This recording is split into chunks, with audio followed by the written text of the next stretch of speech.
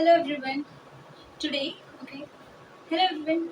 I'm Janvi Salunke and today we are going to start how do organism reproduce. Okay. तो वो chapter हम start करने वाले हैं. Okay. And we are going to see some basics also and also some concepts. Okay. तो start करते हैं. Okay. Just let me rub this.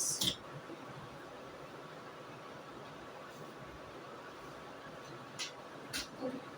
So see, first point. I'll just put the chapter's name. How do organism reproduce? Okay. So first point कि like why do organisms reproduce? पहला question तो आता है okay reproduction मान लिया कि reproduction क्या है कि हम जहाँ पे मल्टीप्लिकेशन ऑफ इंडिविजुअल्स कर रहे हैं, जहाँ पे एक प्रोजेनी से एक नेक्स्ट प्रोजेनी बन रही है, उस प्रोसेस को हम रिप्रोडक्शन बोल रहे हैं. Okay, but just tell me what is the basic need, why do we reproduce?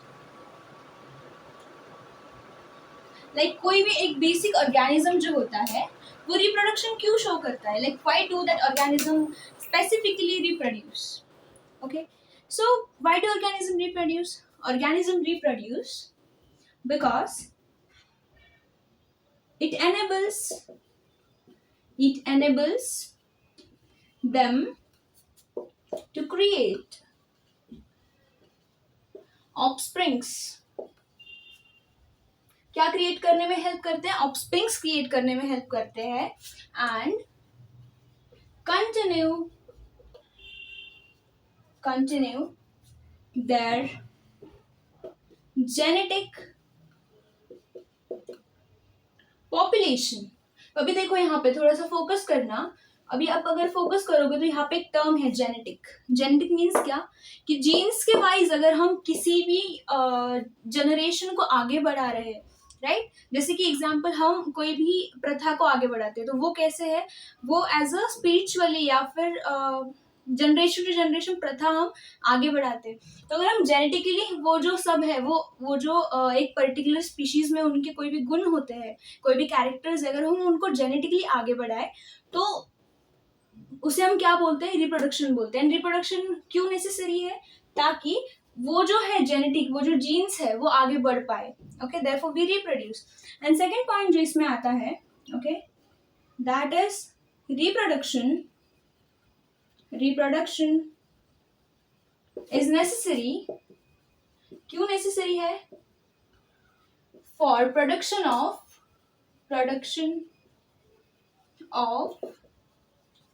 Similar individuals. कैसे इंडिविजुअल्स? सिमिलर. तो इंडिविजुअल्स जो है वो कैसे होते हैं? सब वो सब सिमिलर होते हैं, right?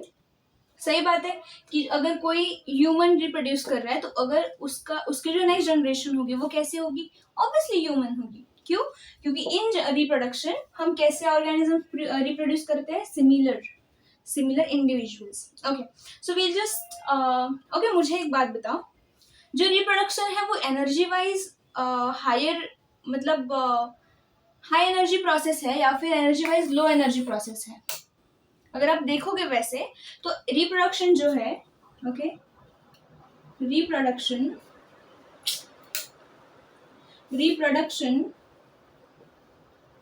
Is a high energy process, right? क्या ये नेसेसरी है हमारे किसी भी ऑर्गेनिज्म के जिंदा रहने के लिए? मीन्स जैसे डाइजेशन नेसेसरी है, जैसे हमने देखा कि एक्सक्रीशन नेसेसरी है, जैसे रेस्पिरेशन, सर्कुलेशन, ये सारी क्या है? बेसिक लाइफ प्रोसेसेस है जिसके बिना कोई भी वो जो एक पर्टिकुलर इंडिविजुअल है वो जिंदा नहीं रह सकता. तो वैसे क्या रिप्रोडक्शन है? नहीं. Reproduction is a choice, right? Means अगर वो इंडिविजुअल को लगा कि हाँ मेरी प्रोजेनी मुझे आगे बढ़ानी है, वो चॉइस है उसकी. सो हम बोल सकते हैं दैट इज एक स्टेटमेंट अगर मैं आपको दूं, that reproduction is not necessary to maintain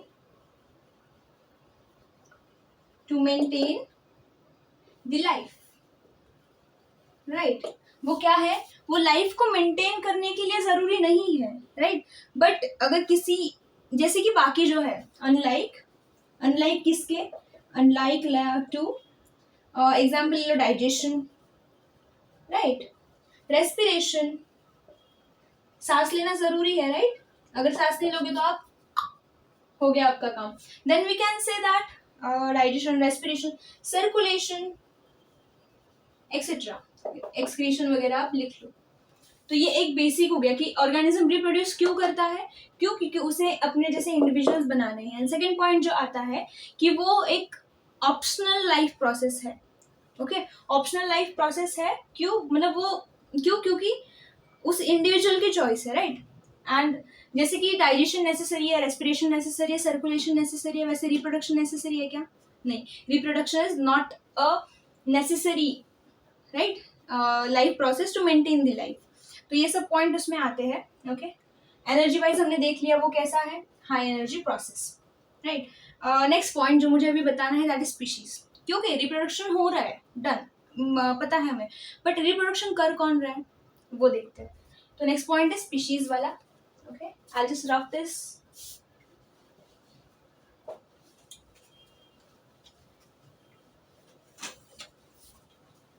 ma'am आज आप इतना फास्ट क्यों पढ़ा रहे हो, राइट, फास्ट पढ़ा रही हो बिकॉज बहुत सारे काम हैं मैम को, तो फिर अभी लेक्चर क्यों ले रहे हो, क्योंकि ये भी इम्पॉर्टेंट है, आप इम्पॉर्टेंट हो इसीलिए। ओके, सो देखो, फर्स्ट थिंग स्पीशीज। ओके, एक स्टेटमेंट है आपके एनसीईआरटी में, अगर आप एनसीईआरटी ओपन करके बैठे हो दैट, एक second, I tell you the statement that if they can, okay, I tell you species का कॉन्सेप्ट डायरेक्टली। मैं स्पीशीज का कॉन्सेप्ट बताती हूँ कि स्पीशीज होता क्या है। Okay, species is a group of individual. अगर आप देखोगे कि स्पीशीज किससे बोलेंगे, species is a group of individual that like look morphologically similar. Okay, तो हम बोल सकते हैं group of organism, okay, that is morphologically similar, morphologically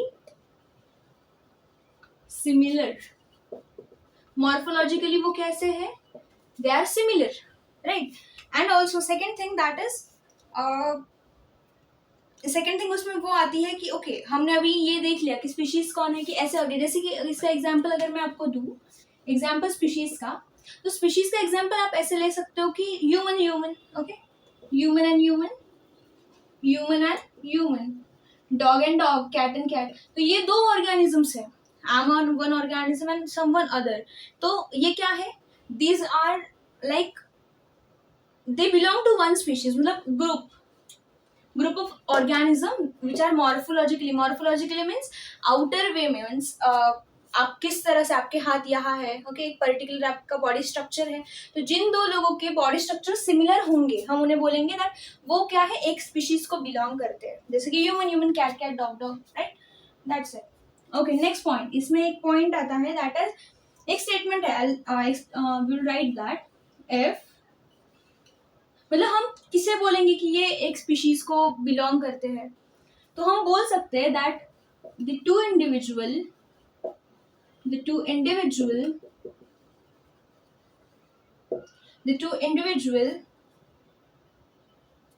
that can interbreed मतलब reproduce, इसका मीनिंग क्या होता है, produce, which can reproduce or interbreed, okay, to produce। अब इनकी प्रोजेनी भी वो क्या प्रोड्यूस करना चाहिए, viable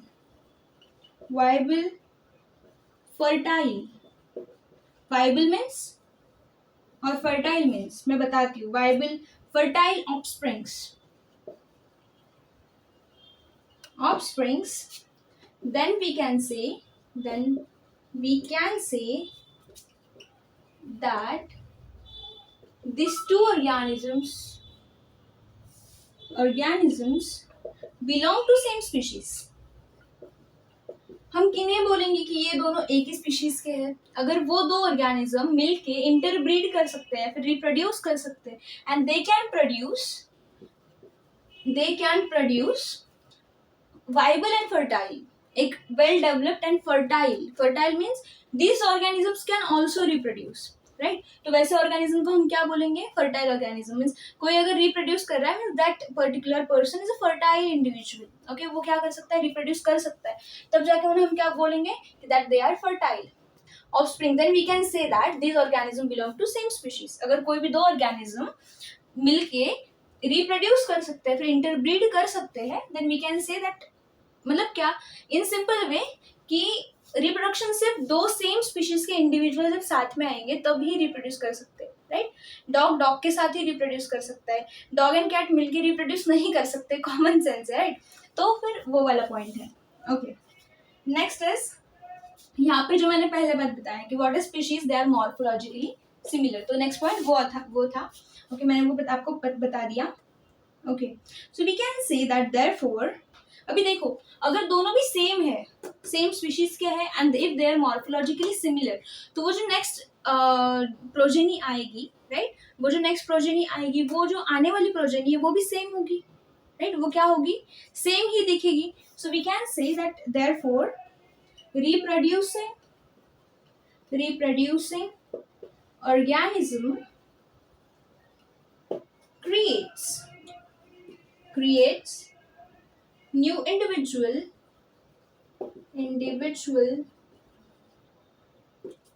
that look very much alike themselves। Obvious सी बात है, ह्यूमन के जो ऑफस्प्रिंग होंगे वो ह्यूमंस के जैसे ही दिखेंगे, राइट। डॉग के जो ऑफस्प्रिंग है वो डॉग के जैसे ही दिखेंगे। तो reproducing organism creates new individual that look very alike to themselves. We can say here a term that is similar, right? We can use the term similar, alike या फिर similar to themselves. तो ये point था एक, तो this was the point about basic introduction of like why do organism reproduce. Second thing was कि who can reproduce together, okay. तो उसका एक बेसिक डेफिनेशन एंड ये दिया मैंने, इंट्रोडक्शन दिया। So this was all about introduction of how do organism reproduce. Next point जो आता है that do organism create an exact copy of themselves. Means वो जो दो ऑर्गेनिज्म रिप्रोड्यूस हो रहे हैं, हम क्या बोल रहे हैं कि वो सिमिलर है, राइट। वो क्या है, सिमिलर है। तो थोड़ा सा सोचो एंड मुझे बताओ कि वो जो सिमिलर है क्या वो एग्जैक्टली एक दूसरे के सिमिलर है, मीन्स क्या वो एक दूसरे के डायरेक्ट कॉपीज है। जैसे कि मैं और मेरी मम्मा, क्या हम दोनों एक दूसरे के एग्जैक्ट कॉपीज है, नहीं, राइट। तो फिर वो क्वेश्चन अभी आगे आपको है, वो हम देखते हैं।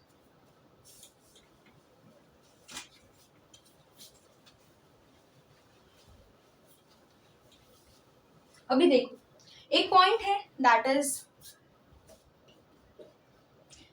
एक क्वेश्चन है आपको, या फिर टॉपिक ही बोल लो, आपके एनसीईआरटी में टॉपिक है। एंड यस, आपको एनसीईआरटी रीड आउट करनी है जैसे जैसे टॉपिक खत्म होता है। लाइक अभी एक टॉपिक इंट्रोडक्शन खत्म हुआ तो वीडियो को स्टॉप करना है, then you have to just read it out.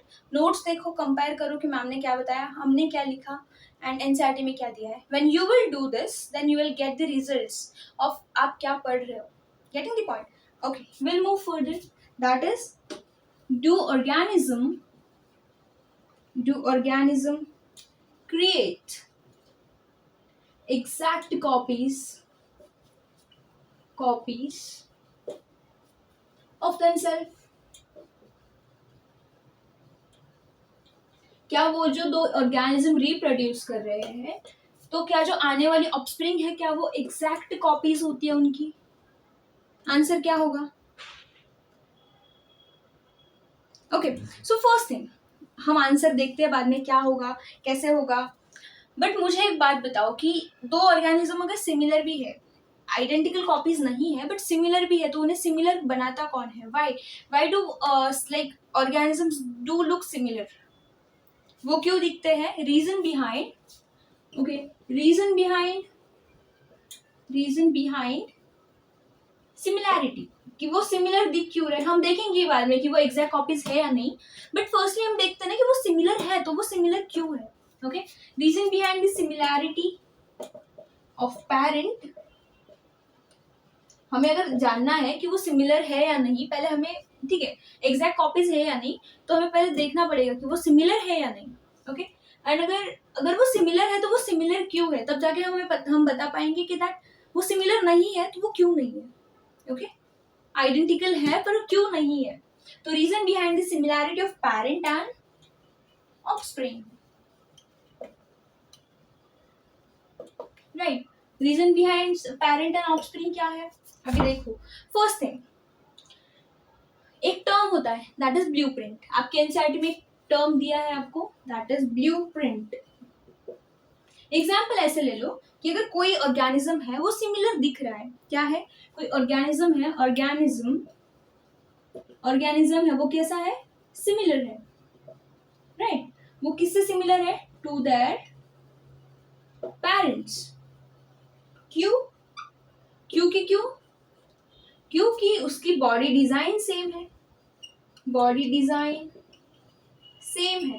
Okay, body design means क्या, a morphology we can say, right. तो we can say morphology similar है. अगर आप एनसीईआरटी को पढ़ते हुए चलोगे तो आपको समझ में आएगा कि हाँ मैम टॉपिक पॉइंट वाइज ले रही है. Again next point, okay, organism उनके पेरेंट्स के जैसे दिखता है, क्यों, क्योंकि उनकी बॉडी डिजाइन सेम है. बट बॉडी डिजाइन सेम क्यों है, बॉडी डिजाइन सेम है because blueprint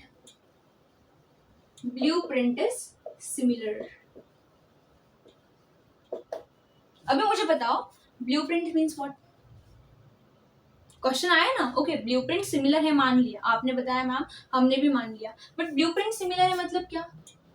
blueprint means DNA, हम बोल सकते हैं ब्लूप्रिंट मतलब क्या, कि DNA. Okay, so we can say DNA is blueprint of body design of all organisms.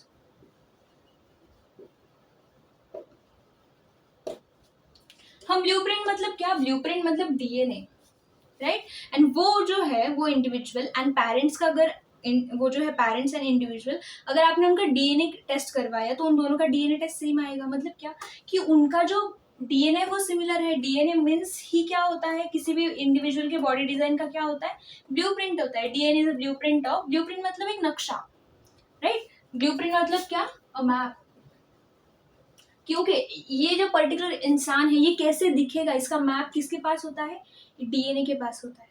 तो अगर उनका डीएनए सेम है मतलब क्या, उनका ब्लूप्रिंट सेम है, उनका मैप सेम है, मैप सेम है तो बॉडी डिजाइन सेम होगा, और बॉडी डिजाइन सेम है तो वो इंडिविजुअल एग्जैक्टली उनके, एग्जैक्टली नहीं बोल सकते but we can say that वो सिमिलर दिखेगा. अभी वो डिफरेंट क्यों दिखता है वो हम पढ़ेंगे आगे. ओके, बट आपको ये पॉइंट समझ में आया कि अगर हमने टेस्ट करवाया पेरेंट्स एंड इंडिविजुअल का, तो फिर हमें मिलेगा कि क्या, कि उन दोनों का जो है डीएनए सेम है. डीएनए सेम है मतलब क्या, ब्लूप्रिंट सेम है. ब्लूप्रिंट सेम है मतलब क्या, कि बॉडी डिजाइन सेम है. बॉडी डिजाइन सेम होगा तो ऑर्गेनिज्म भी कैसे बनेगा, सिमिलर बनेगा, similar. Okay, okay, I guess कि आपको ये पॉइंट समझ में आया होगा. Okay, so we can say that this इसका आप बोल सकते हो कि रिप्रोडक्शन मतलब क्या होता है. दस ये आप डेफिनेशन के तौर पे ले सकते हैं. I just love this definition. मैंने आज तक जितनी रिप्रोडक्शन डेफिनेशन पढ़ी, मुझे किसी में इतना मीन्स अच्छा नहीं लगा जितना मुझे ये डेफिनेशन पढ़ के लगा. And I this was just unexpected for me कि 10th के सिलेबस में इतना अच्छा लेवल का definition means I was just very happy after that. Okay, दस reproduction at its most basic level will involve making copies of the blueprint of body design ये क्या है, आप बोल सकते हो definition of reproduction, definition of reproduction. अभी देखो, I explain you this definition, it is a bit complicated, I know that, but listen. देखो, this reproduction as a most basic level, कौन सा लेवल है, basic level, will involve making copies of blueprint. जैसे आप xerox कराते हो, आप जाते हो कोई भी आपको एक बुक लेके कि हाँ मेरे फ्रेंड के नोट्स है, मुझे इसकी जेरोक्स चाहिए, वो मशीन क्या करता है, एज इट इज उतारता है ना, ऐसे आपने वो मशीन के ऊपर का प्रिंट आता है, वो एज इट इज होता है, राइट। तो मीन्स क्या कि फिर भी आप देखोगे, अगर वो ब्लू पेन ब्लैक पेन से लिखा है, ब्लू, अगर आपने कलर प्रिंट नहीं मारा, ओके, कलर पे print is exception case for this, but अगर आपने ब्लैक एंड व्हाइट जेरोक्स निकाला, तो आपके फ्रेंड ने अगर रेड ब्लू ब्लैक से लिखा होगा, तो वो सब ब्लैक में आएगा, लाइक ग्रे कलर में आएगा। मीन्स क्या कि दोनों सेम है, सिमिलर है, बट आइडेंटिकल है क्या, नहीं। वो दो पेजेस है जो ओरिजिनल है, जो जेरोक्स है, उन दोनों में डिफरेंस क्या है, कि डिफरेंस ये है कि मैम ये जो है, ये मोस्ट आपको हमें दिख रहा है कि ओरिजिनली लिखा है, और ये क्या है, उसका जेरोक्स है, राइट। मीन्स क्या कि दोनों में वो सेम है, सिमिलर है, बट क्या वो आइडेंटिकल है, नहीं, आइडेंटिकल नहीं है, एग्जैक्टली सिमिलर नहीं, एग्जैक्टली नहीं है, सिमिलर है बट एग्जैक्टली है क्या, नहीं।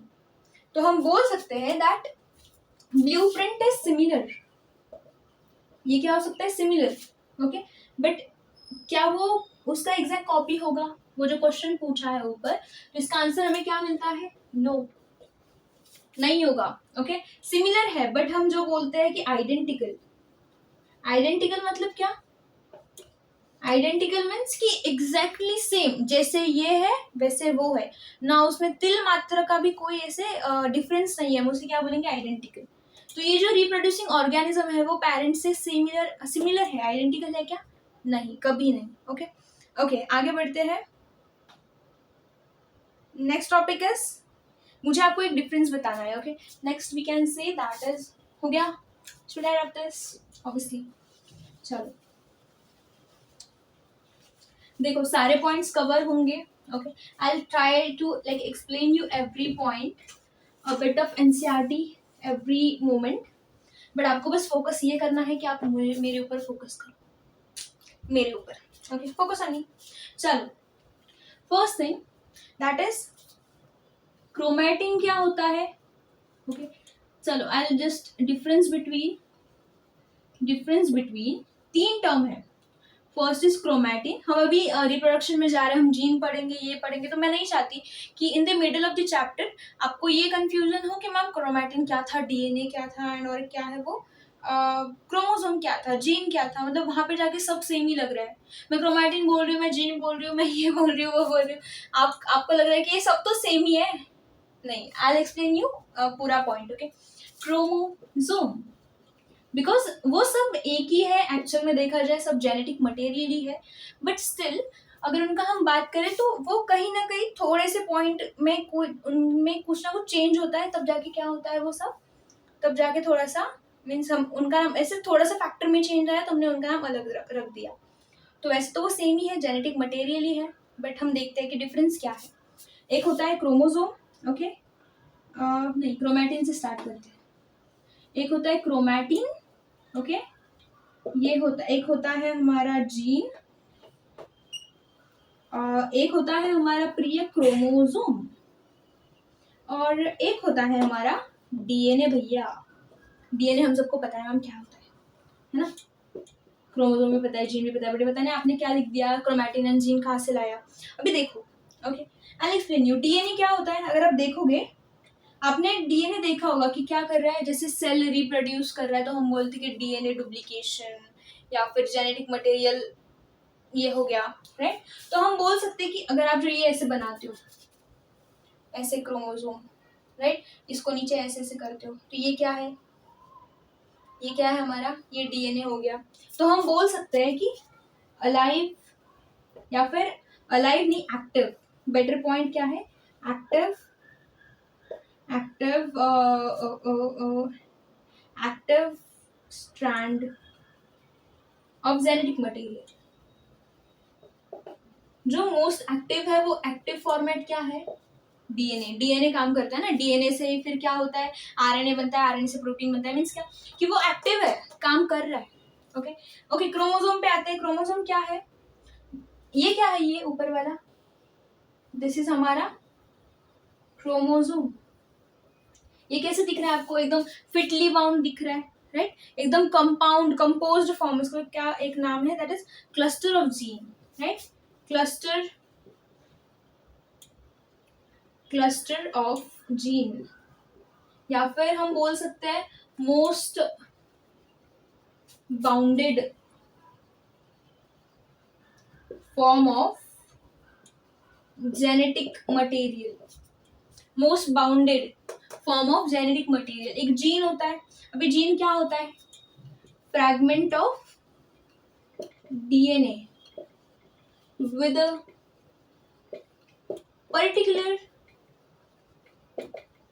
Function.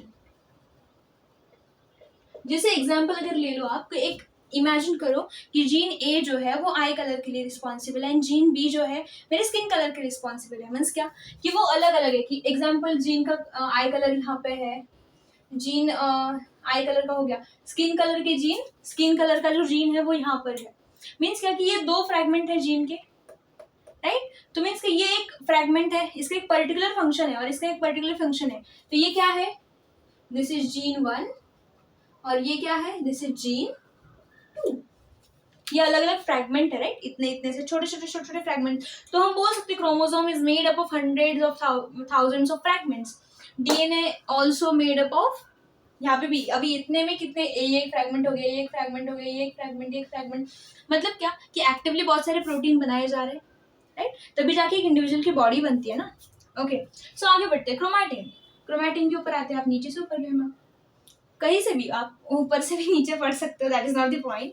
So we can say free unbinded binded strand of DNA. ये नहीं, दिस इज डीएनए। ये क्या है? डीएनए। बट अभी मुझे बताओ, एग्जाम्पल ये कोई सेल है, ओके, एंड हम बोलते हैं कि सेल के अंदर डीएनए होता है, बट डीएनए इस फॉर्म में कब आता है? क्रोमोसोम के फॉर्मेट में कब आता है? जब उसे रिप्रोडक्शन करना होता है, राइट? तो अगर किसी सेल को अगर रिप्रोडक्शन नहीं करना, अगर वो रेस्ट फेज में है, तो वो किस फॉर्मेट में होगा? अनफोल्डेड। आप एक अनबाइंडेड या फिर अनफोल्डेड। और ये जो क्रोमोसोम है ये कैसा है? ये फोल्डेड है। ये कैसा है? ये फोल्डेड है, राइट? ये कैसा है? फोल्डेड। बट अगर उसे रिप्रोडक्शन नहीं करना, कुछ काम नहीं करना है, तो वो किस फॉर्मेट में होगा? अनबाइंडेड स्ट्रैंड, अनफोल्डेड, एकदम फ्री। मतलब ऐसे ही सेल में ऐसा एरा गैरा सा पड़ा होगा। इसको अगर रिप्रोडक्शन करना होगा तो ये किस फॉर्मेट में आ जाएगा? क्रोमोसोम के फॉर्म में। तब जाके वो क्रोमोसोम से आगे जाएंगे ना, तब वो बनाएंगे क्या? 23 पेयर्स, राइट? एंड देन उसमें से क्या होगा? वो 20 एंड ऑल। तो ये पेयर्स बनाने के लिए क्या बन रहा है? क्रोमोसोम के पेयर्स। Getting the point? तो फिर वो वाला सब पॉइंट आता है। तो आपको ये डिफरेंस आई गेस क्लियर हुआ होगा कि क्रोमैटिन क्या होता है, जीन क्या होता है, क्रोमोसोम क्या है, डीएनए क्या है। आई गेस क्लियर हो गया होगा। ओके, चलो एक और पॉइंट है। ओके, ये पॉइंट हो गया। Shall I rock this? या you should, I guess I should. La la la, la la la la la. I'm a good singer, but I don't sing a lot. I don't know why. Okay. मैं क्यों बोल रही हूँ ये सब? अभी देखो, एक पॉइंट जाता है भैया। मैम भैया बोल दिया आपने, शिट, मेरा दिल टूट गया। चलो, विल मूव फर्दर। मैं क्या ही बोलते रहती हूँ। ओके, एक पॉइंट अभी क्रोमोसोम मैंने बताया। क्रोमोसोम क्या है? Chromosome is folded, right? Folded format of DNA हम बोल सकते हैं। तो अभी देखो, एक स्टेटमेंट है आपको, chromosome in nucleus cell contain. वो क्या कंटेन करता है? न्यूक्लियस के अंदर क्या होता है? अगर ये कोई सेल है, ये उसका न्यूक्लियस है, ये क्या है? हमारा सेल। और अगर ये न्यूक्लियस है तो व्हाट डू एक्सपेक्ट? न्यूक्लियस के अंदर क्या होगा? ये जेनेटिक मटेरियल होगा। क्या होगा? जेनेटिक मटेरियल होगा। आगे बढ़ते हैं। क्रोमोसोम इन न्यूक्लियस कंटेन, देखते हुए ये क्या? कंटेन इंफॉर्मेशन अभी मुझे बताओ कि ये सेल को कैसे पता चलता है कि इसका इंसान ही बनाना है, मतलब एक पर्टिकुलर सेल को कैसे पता चलता है कि ये इंसान ही बनेगा या फिर इसका बॉडी डिजाइन ऐसे होगा, वही देख रहे हो। Okay, cell contain information for inheritance, for किसके लिए, इनहेरिटेंस का मीनिंग क्या होता है, थोड़ा सा सोचो मैं स्टेटमेंट लिखने तक। इनहेरिटेंस ऑफ क्या मैम, आप एक एक वर्ड का बताते रहते हो। Inheritance of features, feature means सोचना है, सिर्फ लिखना नहीं है। फीचर्स फ्रॉम पेरेंट्स, मैं तो बताऊंगी आपको, parents to next generation, to next generation in the form of DNA, handwriting सुधार लो मैम, DNA मॉलिक्यूल। अभी देखो ये स्टेटमेंट देख रहे हैं, okay listen, chromosome in nucleus cell contain information, क्या कंटेन करता है, इंफॉर्मेशन, पॉइंट याद रखना, information for inheritance of features for parent to next generation. Next generation मतलब हम किसकी बात कर रहे हैं, we are talking about progeny. और एक मार्कर लाना पड़ेगा जो ब्लू कलर है, भी कोई और कलर का होगा ताकि आपको कंफ्यूजन ना हो, बट अभी के लिए ध्यान दे दो। Okay, features from parent to next generation in form of DNA molecule, किस फॉर्म में, डीएनए मॉलिक्यूल। कुछ समझ में नहीं आया मैम, देखो कोई भी ऑर्गेनिज्म अगर उसका डीएनए अगर एक जनरेशन से अभी आगे के जनरेशन में जा रहा है, ओके, कोई ऑर्गेनिज्म अगर रिप्रोड्यूस कर रहा है, ओके, तो हम बोल सकते हैं कि क्या हो रहा है, इनहेरिटेंस हो रहा है। इनहेरिटेंस मतलब क्या, ट्रांसमिशन। इनहेरिटेंस का मीनिंग क्या होता है, ट्रांसमिशन, या फिर मैम इनहेरिटेंस ही समझ में नहीं आया था, आपने और एक वर्ड दे दिया, या फिर आप सिंपल में बोल सकते हो ट्रांसपोर्ट। ट्रांसपोर्ट मीन्स क्या, एक जगह से दूसरी जगह जाना, राइट। मीन्स क्या हुआ, पेरेंट्स से नेक्स्ट जनरेशन में वो जेनेटिक मटेरियल जो था, ये इंफॉर्मेशन मतलब हम किसकी बात कर रहे हैं, we are talking about genetic material, right. इसे हम किसकी बात कर रहे हैं, हम बात कर रहे हैं जेनेटिक मटेरियल की। क्रोमोसोम इन न्यूक्लियस कहाँ पे प्रेजेंट है, क्रोमोसोम, ओके। अभी जब रिप्रोड्यूस करता है कोई ऑर्गेनिज्म तो उसका जो जेनेटिक मटेरियल होता है वो किस फॉर्म में होता है प्रेजेंट, मैंने बताया किस फॉर्म में होता है, क्रोमोसोम के फॉर्म में। तो ये हमारा प्रिय क्रोमोसोम कहाँ पे प्रेजेंट है, न्यूक्लियस के अंदर। Contain information, genetic material, chromosome and genetic material same है, राइट। क्यों, क्योंकि सिर्फ फॉर्मेट चेंज हुआ है, पहले वो अनबाइंडेड था, अभी क्या है, कंपैक्टली कंपाउंडली ऐसा पैक्ड है, ताकि क्या हो सके, कम स्पेस में ज्यादा इंफॉर्मेशन पैक होके आगे की जनरेशन में जा सके। अगर ये ऐसी वैसी कैसी भी होगी तो फिर क्या वो ठीक से लेके जा पाएगा अपना वो जितना भी इंफॉर्मेशन है, नहीं, वो सारी इंफॉर्मेशन लेके नहीं जा पाएगा। तो अगर सारी इंफॉर्मेशन नेक्स्ट जनरेशन में गई नहीं तो क्या वो आगे वाला नेक्स्ट जनरेशन वाला इंडिविजुअल ठीक से बन पाएगा, क्या वो पूरा बन पाएगा, नहीं। तो फिर इसीलिए ये जो कॉम्पैक्टली हम जो बाइंड करते हैं, क्रोमैटिन ऐसे बिखरा सा होता है, देन उसका एकदम कंपाउंडली पैक्ड एक प्रॉपर स्ट्रक्चर में क्रोमोसोम बनता है। वो क्यों बनता है, ताकि कम, जैसे आप पैकिंग करते हो ना, बैग्स की पैकिंग करते हो, मतलब आपको घर के घूमने जाना है तो मम्मा क्या करती है, सबसे पहले बैग पैक्स करती है, ठीक से बैग पैक करती है, राइट। मीन्स वो याद रखती है ये इन्फॉर्मेशन यहाँ पे रखी, मतलब ये एक पर्टिकुलर कपड़े यहाँ पे रखे, ये इसकी बैग है, ये इसकी बैग है, एंड सबको एकदम फोल्डेडली रखती है, राइट। तो अगर आपने क्या किया, उसको ठीक से पैक ही नहीं किया, ऐसे ही लेके गए बिखरे बिखरे, तो आपको पता ही नहीं चलेगा किसमें क्या रखा है, या फिर वो सब ऐसा मतलब अजीब सा हो जाएगा, राइट। तो आप ठीक से जा पाओगे क्या ट्रिप के लिए, नहीं, हम नहीं जा पाएंगे। तो सिमिलरली जैसे बॉडी को अपनी जो इंफॉर्मेशन है वो सारी नेक्स्ट जनरेशन में देनी है, राइट, तो वो ठीक से जाए, इसलिए वो क्या करती है, एक फॉर्म लेती है, कौन सा, क्रोमोसोम का, एंड देन उसे न्यूक्लियस में होता है वो सब इंफॉर्मेशन, किस फॉर्म में, हम उसे बोलते हैं जेनेटिक मटेरियल, देन वो इनहेरिट होती है, एंड तब जाके फीचर मीन्स क्या, फीचर्स मतलब कैरेक्टर्स, क्योंकि मेरी आंखें यहाँ है, राइट, एग्जाम्पल, मेरे मॉम डैड के मेरे डैड के आई कलर क्या है, ब्लैक, मेरे मॉम के ब्राउन है, तो फिर मेरे क्या होंगे, उनमें से कोई तो एक ब्लैक हो सकता है, फिर ब्राउन हो सकता है। मीन्स क्या, कि कैरेक्टर, फीचर्स, कि मुझ में क्या फीचर्स आएंगे, ये कौन डिसाइड करेगा, मेरे मॉम डैड, राइट। तो फिर ओके, तो from parents to next generation in a form of DNA molecule, किस फॉर्म में? डीएनए मॉलिक्यूल, हमने वही बताया ना। तो जेनेटिक मटेरियल क्या हो गया? डीएनए। आई होप कि आपको समझ में आ गया होगा डेफिनेशन। तो एक बार फिर से रीड करते हैं। Chromosome and nucleus contain information for inheritance of features from parent to next generation in a form of DNA. मतलब वो जो इंफॉर्मेशन है वो नेक्स्ट जनरेशन में किस फॉर्मेट में जा रही है? डीएनए के फॉर्मेट में जा रही है। Getting the point? इसलिए हम क्या करते हैं? डीएनए टेस्ट करवाते हैं। क्यों? क्योंकि एक इंडिविजुअल का उसके प्रोजेनी से क्या रिलेशन है? डीएनए का रिलेशन है। पॉइंट क्लियर हुआ? आई होप हो गया। ओके, एक 2 मिनट का पॉइंट लेते हैं। ओके चलो, एक 2 मिनट का पॉइंट है, दैट इज वो कुछ ऐसा है दैट, देखो एक स्टेटमेंट है, कितने सारे स्टेटमेंट होते हैं मैम आपकी इसमें। द डीएनए, देखना ये एनसीईआरटी की लाइन है। Okay, the DNA is the cell, sorry in the cell, DNA in the cell, in the cell is the information source for making proteins। अभी देखो, अभी प्रोटीन्स क्या होता है?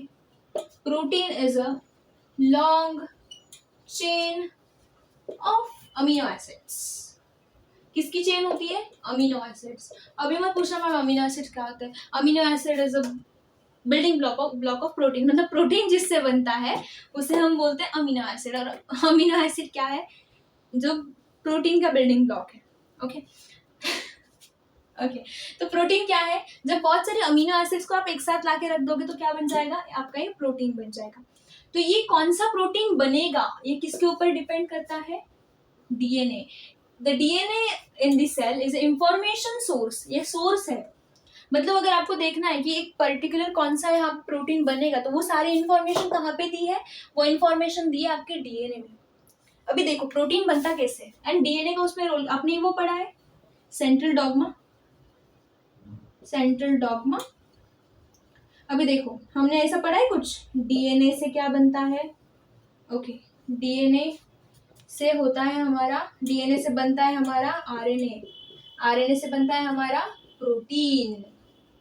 तो इजंट की प्रोटीन एंड डीएनए का रिलेशन है, मीन्स क्या कि डीएनए से ही कुछ ना कुछ प्रोसेसेस करके क्या बना है?